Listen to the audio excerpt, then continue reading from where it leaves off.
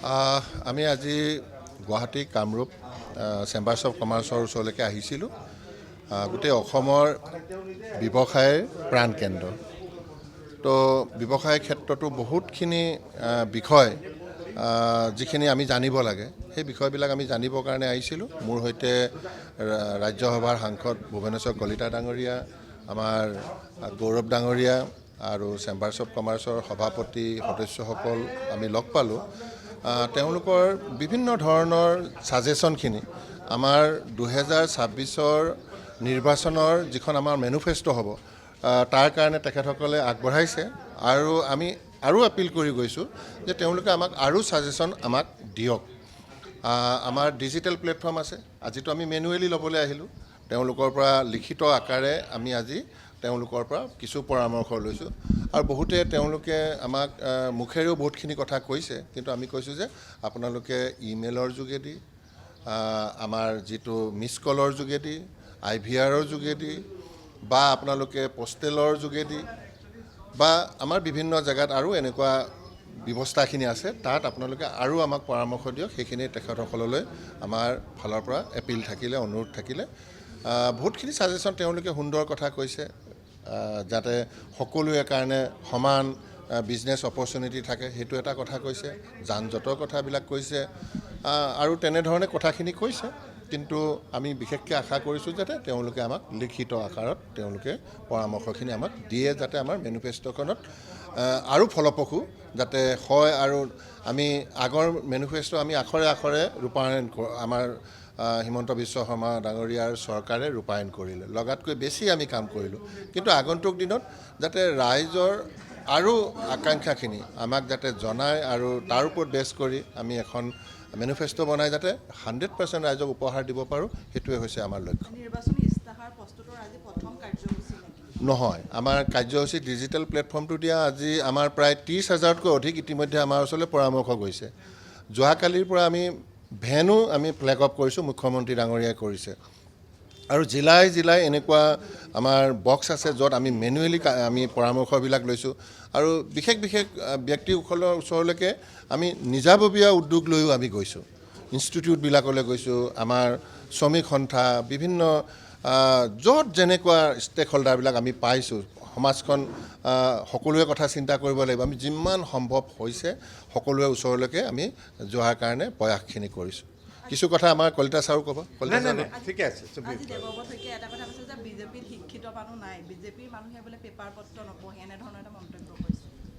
কি কাৰণে, কিহৰ কাৰণে পঢ়িব লাগে মই এইটো চাওক, আমাৰ লক্ষ্য হৈছে এখন শুদ্ধ ভোটাৰ তালিকা প্ৰস্তুত কৰা। আমি সকলোৱে জানো মোৰ নামটো ডাবুলকৈ উঠি আছিল, গুৱাহাটীতো আছিলে। মই এইবাৰ কাটাই দিছোঁ মোৰ নিজৰ নামটো, কাৰণ মই ধেমাজিতে মই ভোট সদায় ৰায়দান কৰি আহিছোঁ। গতিকে এনেকুৱা যাতে কোনো এজন ব্যক্তি ভাৰতবৰ্ষত এটা ঠাইতে থাকে, তো সেইটোৱে হৈছে আমাৰ লক্ষ্য। আৰু আমি কিছু লোক যেনেকৈ বেংগলোৰত আছে, তেওঁ ভোটৰ সময়ত নাহে, কিন্তু গণতন্ত্ৰত আমাৰ সকলোৱে ভোট দিয়াটো দায়িত্ব, যাতে তেওঁলোকে বেংগলোৰতে তেওঁলোকে ভোটটো দিয়ক, ইয়াৰ পৰা শ্বিফ্ট কৰি লওক। যদি ইয়াতে ভোটটো থাকে আৰু তেওঁ ইয়াত দিবলৈ নাহে, তেতিয়াহ'লে আমাৰ গণতান্ত্ৰিক এক্সাৰচাইজটোতো দুৰ্বল হ'ব। তো সেইকাৰণে বিভিন্ন ধৰণৰ সুযোগ দিছে, যাতে ভাৰতবৰ্ষত এজন মানুহৰ নাম এটা জেগাতে থাকে, সকলো জেগাতে তেওঁ নিবৰ কাৰণে সুবিধাটো পায়, আৰু তাতে যাতে তেওঁ গণতান্ত্ৰিক প্ৰক্ৰিয়াটো তেওঁ ব্যৱহাৰ কৰিব পাৰে, নম্বৰ 1। নম্বৰ 2, আমাৰ বিভিন্ন সময়ত আমি দেখোঁ যে বিভিন্নজনে লোকৰ ভোটো মাৰি দিয়ে। গতিকে আমি যদি মৃত্যু হোৱা মানুহৰ নামটো আমি কাটি থ'ব পাৰোঁ, তেতিয়াহ'লে তেনেকুৱা ধৰণৰ এক্সাৰচাইজটো কেতিয়াও নহ'ব। আৰু কেতিয়াবা এনেকুৱা হয়, আমাৰ ছোৱালী বিয়া হৈ গ'ল, য'লৈ বিয়া হৈছে তেওঁ তালৈ ভোটটো শ্বিফ্ট কৰি লওক, বা আমাৰ ইয়ালৈ যদি বিয়া হৈ আহিছে তেওঁৰ ভোটটো আমাৰ ইয়ালৈ শ্বিফ্ট কৰি আনক। তো এইকেইটাই এইবাৰ মূল বিষয়, আৰু ইয়াতকৈ বেলেগ বিষয় নাই। গতিকে আমি বহুতৰ নাম আপোনালোকে দেখিছে 5 জেগা 6 জেগাত আছে, এইটোতো সম্ভৱ নহয়। ইয়াতো ভোট দিব, তাতো ভোট দিব। তো এজন মানুহৰ গণতান্ত্ৰিক অধিকাৰটো তেনেধৰণে দিয়া নাই, তেওঁ এটা জেগাতে এক্সাৰচাইজ কৰিব পাৰিব, পাৰ্টিকুলাৰ এটা জেগাত। যেনেকৈ অসম বিধানসভাত বৰপেটাতো দিব, ধুবুৰীতো দিব, নগাঁৱতো দিব, সেইটোতো হ'ব নোৱাৰে। তেওঁ এটা জেগাত দিয়ক, য'তে দিয়ক আমাৰ ক'বলগীয়া একো নাই। তো সেইটো এক্সাৰচাইজটোৱে মূলতঃ এই আমাৰ স্পেচিয়েল ৰিভিজনত এই বিষয়কেইটাই আহিছে। আজি সাংসদগৰাকী আপোনাৰ লগত মিলিত হৈছে কি দিশৰ ক্ষেত্ৰত আলোচনা কৰিছে আপোনাৰ সৈতে আজি মেম্বাৰ অফ পাৰ্লিয়ামেণ্ট আমাৰ চেম্বাৰত আহিছে তেখেতেও বিভিন্ন বিষয় লৈ আমাৰ লগত কথা পাতিছে আমি মেজৰ সাজেশ্যন দিছোঁ কি প্ৰথম অসমত ধুবুৰীৰ পৰা শদিয়ালৈ both the river side highway বনাব লাগে সেইটো বনালে প্ৰত্যেক ডিষ্ট্ৰিক্টৰ ডেভেলপমেণ্ট হ'ব ষ্টেটৰ ডেভেলপমেণ্ট হ'ব আৰু 50 কিলোমিটাৰত এটা ইণ্ডাষ্ট্ৰিয়েল পাৰ্ক আৰু এটা টাউনশ্বিপ বনাব লাগে নতুনকৈ তেতিয়া পুৰা অসমৰ ডেভেলপমেণ্ট হ'ব এইটো আমি MP বিলাকক সাজেশ্যন দিছোঁ দ্বিতীয় ক'লোঁ আমি গুৱাহাটীৰ বাণিজ্য কেন্দ্ৰটো নৰ্থ গুৱাহাটীত এটা চৰকাৰে সিদ্ধান্ত লৈছে তাতে ইণ্টাৰনেশ্যনেল ৱৰ্ল্ড ক্লাছ মাৰ্কেট বনাব লাগে তাতে সব ধৰণৰ সুবিধা হ'ব লাগে এই সুবিধাৰ সাজেশ্যন আমি আজি MP কমিটিক দিছোঁ আৰু যিবাৰ আমাৰ অসমত 1100+ টি গাৰ্ডেন ডাঙৰ টি গাৰ্ডেন আছে সেই টি গাৰ্ডেনত আমি টুৰিজিম প্লাছ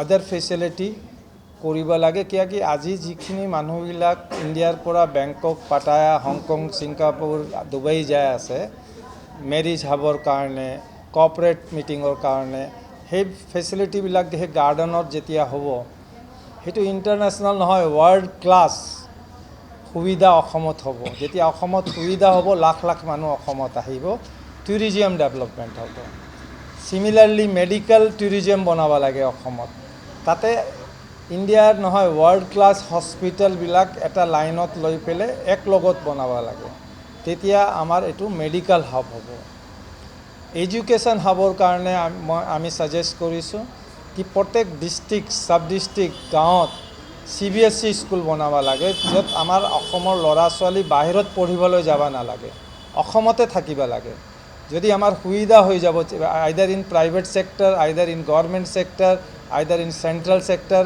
যদি সেই CBSE স্কুল বনোৱা যায় তাতে ছাবজেক্টটো অসমীয়া ছাবজেক্ট কম্পালচৰি কৰি দিব পাৰে য'ত আমাৰ অসমীয়া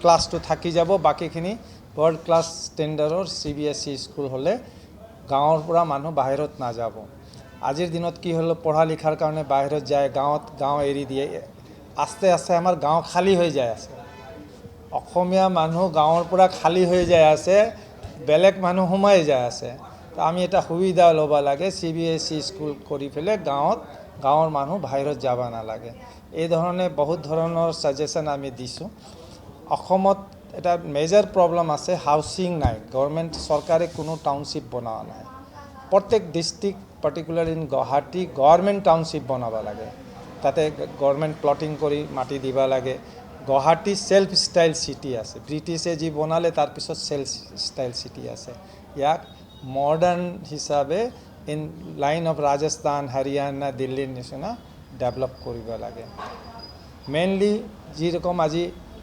এমপ্লয়মেণ্ট আজি এটা ড্ৰাইভাৰৰ চেলেৰি ডুবাইত 1 লাখ টকা আছে যদি আমি অসমত ড্ৰাইভিং ফেচিলিটিটো ষ্টাৰ্ট কৰোঁ এই ষ্টাৰ্ট কৰাৰ কাৰণে চৰকাৰে পইচা দিব নালাগে যিমান গাড়ী বিক্ৰী হয় সেই গাড়ীৰ মালিক গাড়ীৰ যি কোম্পানী আছে তাক যদি আমি কৈ দিওঁ কি এটা গাড়ী বিক্ৰী কৰিলে 2টা ড্ৰাইভাৰ ট্ৰেইন কৰিব লাগিব আণ্ডাৰ দেয়াৰ CSR ফাণ্ড তেতিয়া আমাৰ হাজাৰ ড্ৰাইভাৰ ৰেডি হ'ব আমি ইণ্ডিয়াত ছাৰ্ভিচ দিব পাৰিম আমাৰ এমপ্লয়মেণ্ট বহিব সিমিলাৰলি ইন আদাৰ প্ৰডাক্টৰ কথা আছে মই হ্যান্ডলুম আৰু কটেজ ইণ্ডাষ্ট্ৰিজ বঢ়াৰ কাৰণে টেক্স এক্সামশ্যন সীমাটো ইয়াৰত দিব লাগে 5 years 7 years not on base of their investment বেছ হ'লে সৰু প্লাণ্টৰ কথাত 2 মাহতে সেই এক্সামশ্যনটো শেষ হৈ যায় তাৰ কাৰণে আমাৰ কটেজ ইণ্ডাষ্ট্ৰিজ হোৱা নাই কটেজ ইণ্ডাষ্ট্ৰি বঢ়াৰ কাৰণে তাৰ এটা নতুন